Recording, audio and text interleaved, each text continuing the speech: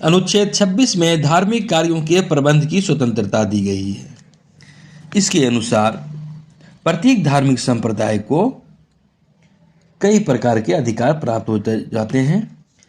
26 अनुच्छेद के माध्यम से धर्म के अनुयायियों को मुख्य रूप से 4 प्रकार के अधिकारों की सेवा मिलती है। अधिकारों का वर्णन किया गया है, जैसे पहला नंबर है धार्मिक या परोपकारी प्रयोजन के लिए संस्थाओं की स्थापना करने का अधिकार, उसके पोषण का अधिकार। दूसरा है अपने धर्म विषयक कार्यों का प्रबंध करने का अधिकार, अर्थात धर्म संबंधी निजी मामलों का स्वयं प्रबंध करने का अधिकार। और तीसरा है चल एवं अचल संपत्ति के अर्जन और स्वामित्व का अधिकार। और चौथा है ऐसी संपत्ति जो चल और अचल संपत्ति है उसका विधि के अनुसार संचालन करने का अधिकार। अनुच्छेद 25 में जहां व्यक्तिगत तौर पर धार्मिक स्वतंत्रता का अधिकार है, अपने अंतःकरण की स्वतंत्रता है, उस धर्म को मानने की स्वतंत्रता है, धर्म के अनुसार आचरण करने का अधिकार है और धर्म का प्रचार करने का अधिकार है, उसी तरह जहां वहां 25 में व्यक्तिगत सारी बातें आ जाती है, वहीं अनुच्छेद 26 में सामूहिक रूप से यह बातें आ जाती है कि एक धार्मिक संप्रदाय है उसको सारा अधिकार मिलता है। और अनुच्छेद 26 के माध्यम से एक तरह से कहें तो सामूहिक धार्मिक रूप से अधिकारों की रक्षा करता है।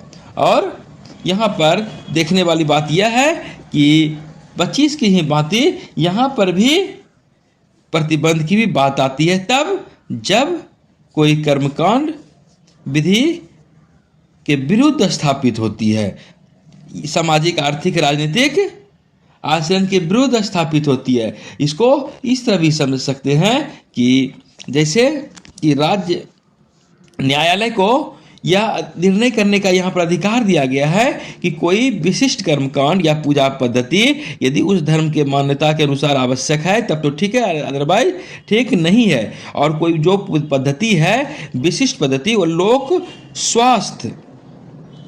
स्वास्थ्य या सदाचार के विरुद्ध तो नहीं है, यदि उसके विरुद्ध है तो वहां पर फिर वह अवैध हो जाती है।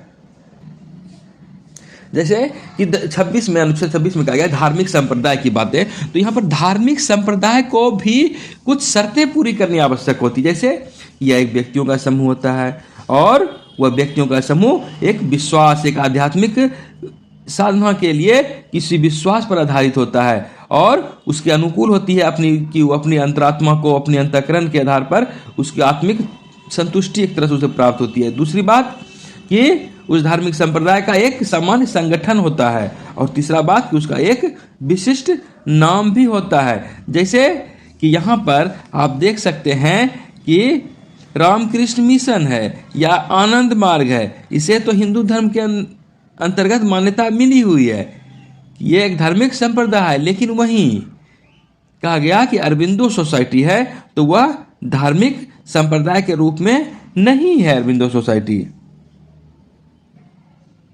एक बात और देखने वाली बात है कि ऐसी बात नहीं है कि धार्मिक संप्रदाय पर कोई प्रतिबंध की बात है।